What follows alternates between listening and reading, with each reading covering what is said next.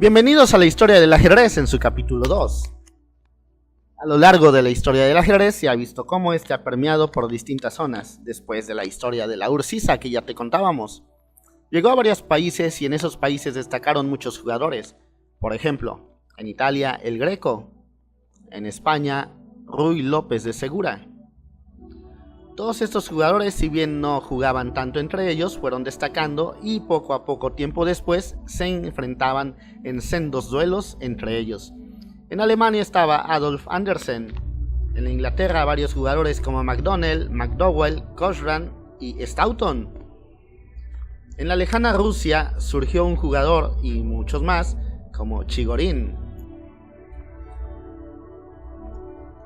Zukertort, Tarrasch podrían ser también otros jugadores de Rusia, y en Estados Unidos se llevó la palestra Morphy.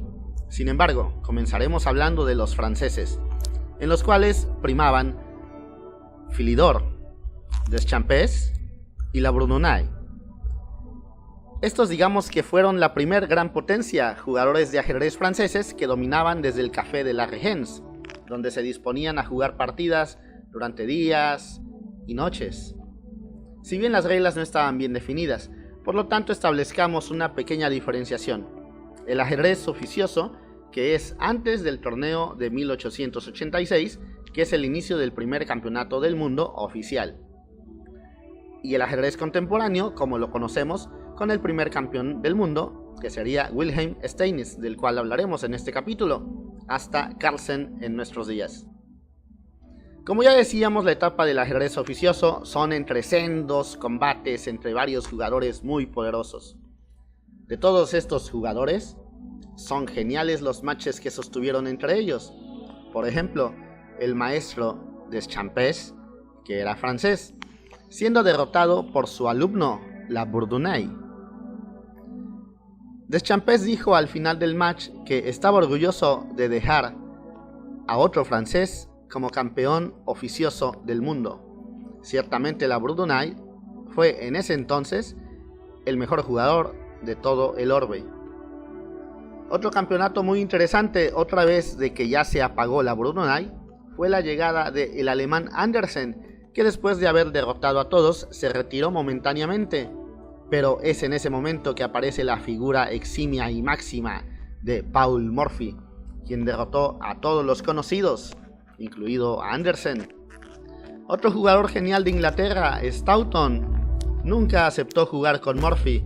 Morphy, desairado, regresó a Estados Unidos, donde terminó muriendo enfermo de locura y coleccionando zapatillas de mujer. Así como lo escuchas, terminó casi enloquecido. No cabe duda que en el ajedrez, genio y figura hasta la sepultura. Entonces estamos en el momento en el que aparece un nuevo jugador llamado Wilhelm Steinitz. La anécdota es muy interesante y curiosa. En una cena de un emperador, donde había varios jugadores famosos, el emperador ofreció levantar las copas a los presentes y brindar por el mejor jugador del mundo. En ese momento se pusieron de pie al mismo tiempo Wilhelm Steinitz y Johannes Zukertort. Por lo tanto, estaba servido en la mesa el primer campeonato del mundo oficial de ajedrez, con reglas un tanto dispares y distintas a lo que hoy en día tenemos considerado. Por un lado estaba Steinitz y por el otro lado estaba Zukertort.